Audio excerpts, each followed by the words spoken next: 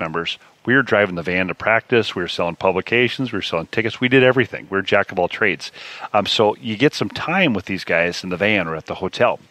So I created a little rapport with him and kept in contact through the course of time. And he was very, very loyal to Bill Musselman for giving him his first gig. So unfortunately, Bill passed away, as we know. But his widow, Julie, and his son, Max, are still here in town. So when Tibbs was at Chicago and Houston and Boston, he'd usually send word through, either email, text, whatever, just saying, hey, can you make sure Julie and Max get to the game, and can you make sure they come backstage, so I want to say hello. And I'd like to say hello to you as well. So I'm like, yeah, absolutely, Coach, no problem. So we did that for years. And it was awesome. Super friendly, super cordial, just great conversations, talking a lot of old school stories. And then as we got closer to here, we were exchanging notes as it looked like it was going to be his gig. Really looking forward to seeing you. You know, it'll be great working with you again. And then once we got here, I didn't hear from him much. You know, it was very strange. Much or ever. Well, you know, I was telling somebody the story the other day. I saw Gerson in the business side of the office 3 times yesterday, and obviously different personalities. You know, Tibbs, I only saw a couple times over the course of a couple of years. And that's his right. He wanted to do some things, but it's just different. It was just different. It was different for a lot of us. And the funny thing is, we're sitting here over at Mayo Center doing this podcast, and, you know, what was it? I'm making something. I think it was last summer. Tibbs kind of wanted to get the word out that, hey, I'm not an ogre. You know, I actually am a human being. Because, you know, I have mutual friends with him. And I was in Rio covering the Olympics when he was Krzyzewski's main assistant. And I talked to him all the time down there, and he was great. And during the season, he just locks up, and he puts the blinders on, and he can't see anything beyond the next sentence or whatever. Sure. And so I spent some time with him. I actually met with him twice last summer. Once just a casual lunch, just off the record, just shooting the breeze, and he was a blast. Yeah. And then we did the podcast, and he was great on pretty much every topic other than the Timberwolves. He was great telling stories, talking about people. And in those settings, he's really enthusiastic because the funny thing is he loves people. He loves Doc Rivers. He loves, you know, Greg Popovich. He loves telling old basketball stories. He loves his players who've played for him. But, man, as soon as you either ask about current events or he gets into the season, he just can't see beyond the next play. Locked in. Well, even I heard your story with Johnny K here the other day. Yeah. Where John saw him in Vegas, and they had a great half-hour conversation the way it sounded. Right. And I'm not surprised by that at all. And I got a text from him, I don't know, partway through the season, and he just asked me about, hey, where did we used to practice? What was that called? I said, was Northwest Health Club, 98th Street. He goes, yeah, that was it. So we had a couple-day exchange of stories via text. And next time I saw him in the office, he goes, oh, those are great. Remember those days? That was a lot of fun. So it's there. It's there. So always interesting. Yeah.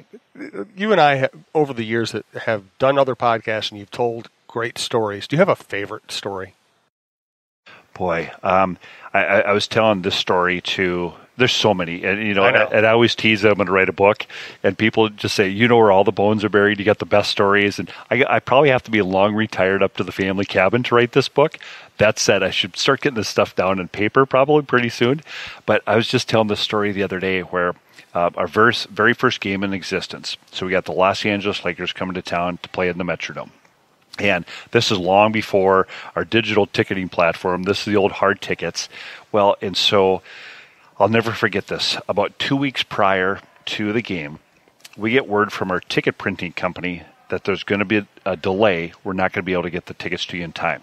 So we have 36,000 people coming to that opening night, first exhibition game versus Magic Johnson and the Lakers. So back then, no cell phones, no computer. So now we are calling each account individually saying, please, please, please come early. Do not wait till the day of the game. Come early. We're going to have tickets down at Will Call. You don't want to be caught in line.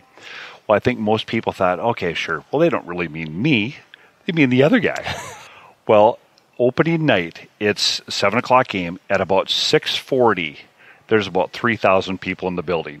and we realize we are in major trouble. There's about 31,000 people outside of will call waiting to get in to pick up their tickets. And I'll never forget the pummeling we took. I mean, it was a pummeling, and rightly so. We didn't deliver the product. We didn't get their tickets to them in time.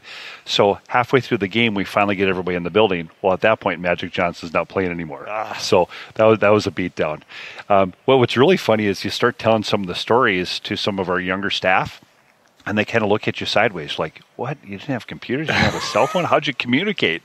This last year, we had all these great acts that came in on the Prince theme nights. Mm-hmm. So one night, when one of our pre-shifts, I was talking about, oh man, tonight we got Sheila E. coming in. Right. She is I was excited awesome. about that. Super, yeah, and she is incredible. And the blank stares I had, I'm like, wait a minute. Do none of you know who Sheila E. is? Not one did. So I said, all right, everybody, get out your phones right now. Everybody Google Sheila E. We're gonna settle this right now. This is going to be phenomenal, and she was. And she was great. Yeah.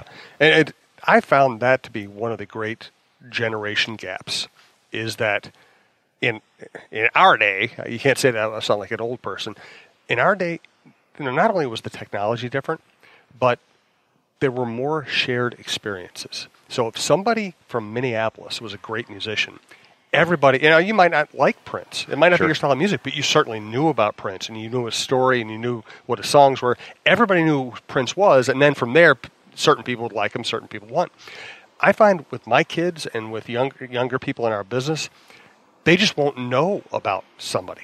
It's like if that person is not in their orbit, then they don't even make it onto their radar. So true. Yeah, so true. In fact, my kids, our son Ty is 27, Megan's 19, they're always giving me grief about, Dad, your playlists are so lame. I'm just like, my playlists are killer. What are you talking about? I mean, these are awesome. And they just give me the hardest time about it. But it's so funny when you talk about these acts, Morris Day, Sheila E., all these Prince team nights that we had last year, the blank stares, I'm like, no, you have to know who these people are. You don't have to like them, but you have to know who they are. Yeah, exactly. Second favorite story? Oh, my goodness. They're just... This one's a good one because people always ask about my favorite game of all time. Mm-hmm. And obviously, for me, it's all about the first win, first game in the, I already told you about the exhibition game. I think one of my favorite memories of all time is our very first playoff game. We're playing the Houston Rockets. Barkley, Drexler, Pippen, that whole crew. And we decided we're going to have Jesse Ventura rappel out of the ceiling. And that was before the unfortunate accident with Owen Hart in WWE, so you could rappel. You could have your mascots rappel. You could do these things. So we have Jesse, Navy SEAL, super fan. We decided we're going to have him rappel out of the ceiling. So he was coming down pretty slow. That said, when he finally gets to the floor, I'm actually standing over by the Rockets bench. And if you remember, he rips off his jean jacket, starts flexing, and he's yelling in the microphone to Barkley and Pippen, "You want some of these, Barkley? I got you." Because if you remember, the game before, Sam Mitchell and Kevin Willis had gotten a little bit of a tussle. So it was pretty wild atmosphere. But the first home playoff game was absolutely electric. And it all started with Jesse coming out of the sky. And it was so great. And we had one of our interns that became I'm doing the quotes. I'm doing the Chris Farley quotes right now. The Rockets fan. And so we walked on the court, kind of like a drunken stupor of, who is this guy with a Rockets hat, Rockets jersey, and Rockets pennant. And then we had Jesse clothesline him. And the place just went nuts. So I love all the firsts. Those are always fun. Are players different today than they were back in late 80s, early 90s? Yeah, it's different. I think just because the dynamics for them have changed so much. Back in the day, to use that phrase, I just remember the guys I was probably closest to were the older guys, and so the guys still to this day I'm super close with. Scotty Brooks, Ty Corbin, Tony Campbell, Mark Manson. They spent a lot of time up in the office. I think the demands for their time were just different. I think today you have your own brand. You have community appearances. You just have different ways to do things. And I know there's the era where we had a lot of people around each player. I think that's dissolved for the most part. I think players sometimes have one or two people that are kind of a business manager to them. But the demands for their time and their own personal brand is just different. So I kind of miss that from that aspect. It's not to say that they aren't a good person, because they certainly are. I mean, we got great players here, really good people. But the days of the time that guys would be up in our office, like I remember when Scott Brooks got traded, He came up and spent an hour in my office just saying, hey, man, I've enjoyed playing basketball with you. You've been great. And still to this day, every time Washington comes through, Scotty will text me and say, come on down, make sure you say hello. Mark Madsen, same thing. Luke Longley, Ty Corbin, Tony Campbell, all those guys you became close with. You're almost like friends. So that part has changed. Can you give me any insight into Ryan Saunders that I might not already have? Can you give me kind of a taste of what it's like to be around him behind the scenes? He is such a good guy, and what's funny is I've known Ryan since he's born. Right. I mean, that's really crazy. So I saw him playing basketball after games with the McHale kids and the Seasting kids and the Whitman kids, and that was just hilarious watching those guys. They could not wait for that buzzer to run off so they could get on the floor and start scrimmaging. That was great. So I've known him forever. What I'll say is that his basketball acumen, I think a lot of people might say, well, he's pretty young. We always bring coaches over to the high school coaches conference. I don't think I've ever seen a clinic put on that Ryan put on for those coaches. The enthusiasm, the energy, the basketball acumen, the willingness to teach, the willingness to get involved in the youth basketball coaches it's the best one we've ever done. I think the High School Coaches Association would say the same thing. So his acumen is off the charts. His communication, I think internally here, and we know him almost as a friend. He's a kid, but he's going to be great. He's going to be great for our organization. He's already super involved. He's doing media. He's doing all these different opportunities. He did an event over here for prospects this morning. We're super excited about Ryan. Any final thoughts on Jimmy Butler? Oh, boy, do I got to save that one for the book. He was a very good player. It didn't quite work out here. I appreciate you adopting the robot voice for that. Yes. And, I know we've told it before. I know I've written it before. But I just think we need to wrap up this podcast with a brief encapsulation of the Joey two-step story. Oh, my God. Okay. Just in case somebody is new to the podcast. That probably is our favorite story of all time, yes. I think, when it comes down to it. And so I'll try to do the Reader's Digest version. Yep. So long story short, a couple of us catch wind. This is back in the day. This is before cell phones, so we could get photographs, that type of thing. We catch wind that there is a 70 to 75-year-old break dancer over in what's not now Sid. Not Sid. That's Sid. Yeah, he's more polka. Yeah.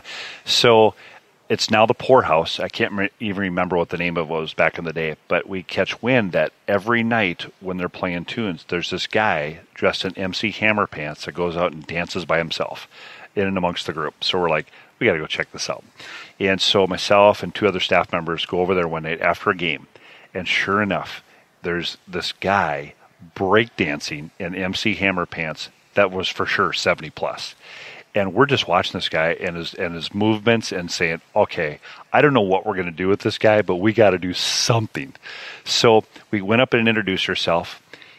He hands us a card that says he's Joey Two-Step. So we're already kind of giggling and laughing, okay, he's got a name for himself, Joey Two-Step. So we're like, all right, Joey, here's what we want to do. We have these dance contests in between the quarters. What we're going to do is we're going to have contestant number 1, contestant number 2, and then you're going to be contestant number 3, and you're going to just blow the doors off this place. So this is in the old Metrodome. So we're playing the Boston Celtics. So it's McHale, Bird, Ainge, all those guys. And so we have our first 2 contestants go. And so our MC, Bill Westland at the time, says, all right, supposedly we got this great break dancer. His name's Joey Two-Step. All right, Joey, let's see what you got. Suddenly he shimmies out there and starts breakdancing. And the Celtics bench was absolutely on the floor crying. So we're like, okay, we got something here. Our fans are loving it. So like we're wont to do from time to time, success breeds probably too many opportunities. So we bring him back several different times. So he started getting a little bit of an ego to himself and started getting maybe a little bit big for the britches, as they say, to use that cliche. Big for the MC Hammer pants. MC Hammer pants, exactly. So he ends up saying a couple, we'll call it inappropriate things to some of our female employees. So now we have to lower the boom and just say it's not going to work out. So during the session, during the meeting, basically the conversation is, hey, unfortunately we're going to have to go in a different direction. Some things were said that were inappropriate, so we're going to have to let you go. Honest to goodness, his quote was, nobody fires Joey Two-Step. Curse the Timberwolves, I'm putting a hex on you. And we're looking at each other like, what? Who is this guy? He literally says, I'm going to put a hex in you. So hence, if you look at, I think we talked about before, how many playoff games we've had in 16 years. It's got to be Joey. We thought with Carl coming number one a couple years ago, we thought the curse was over. Hopefully it's back.